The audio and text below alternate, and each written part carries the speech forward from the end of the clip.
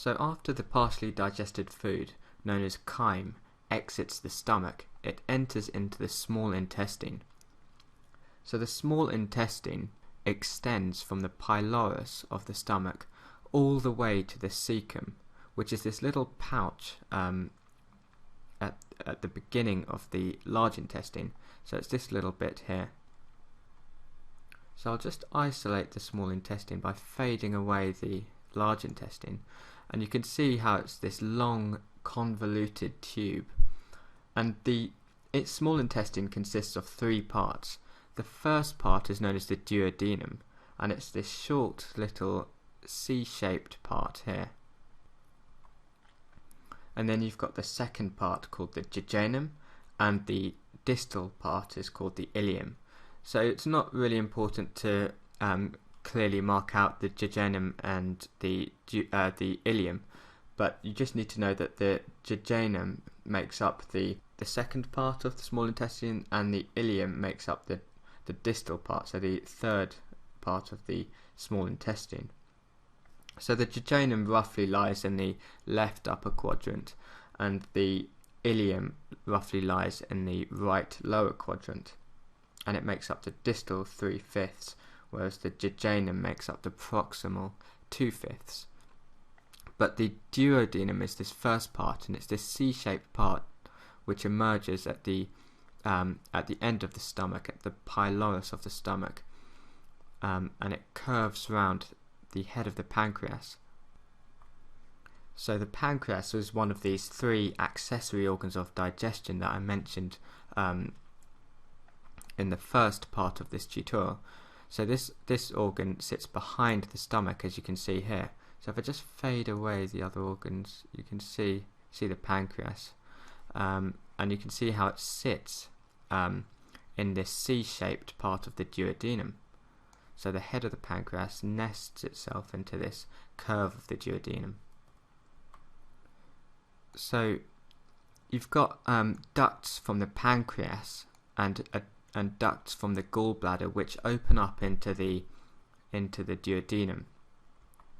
So this allows bile from the gallbladder and pancreatic secretions from the pancreas to enter into the duodenum, and this helps in digestion. So the gallbladder is this little structure here, which sits underneath the liver. So if you remember that triangular shaped liver which sat on the right side and covered a bit of the stomach. So the duodenum ends at about this point, where it then becomes the jejunum. So the jejunum forms the proximal 2/5 of the small intestine, and then the distal, so the last 3/5 are called the ileum. So as you can see, the small intestine is highly convoluted. There's all these folds, and it's really long and folded. So this really serves to increase the surface area. So it helps by having a larger surface area. There's much more possibility for absorption.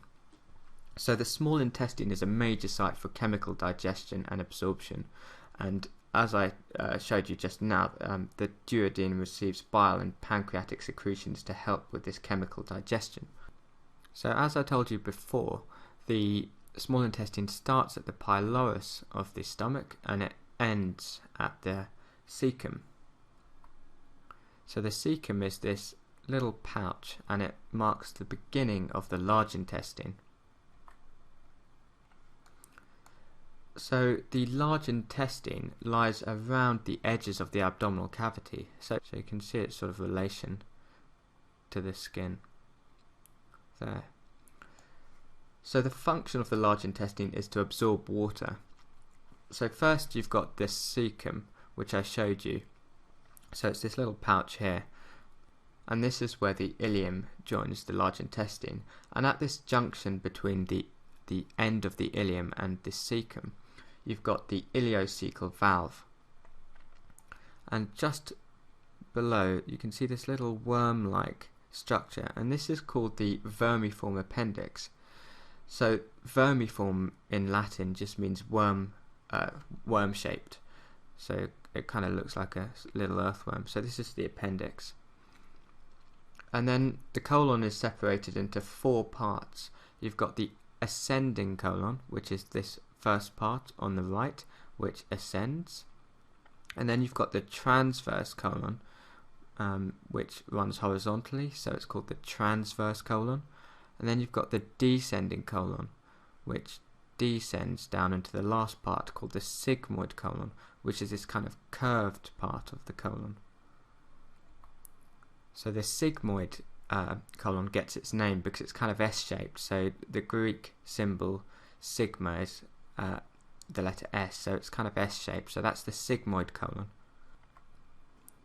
So where the ascending colon meets the transverse colon, there's this kind of bend.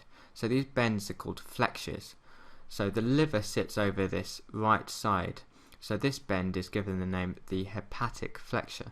So hepatic referring to the liver.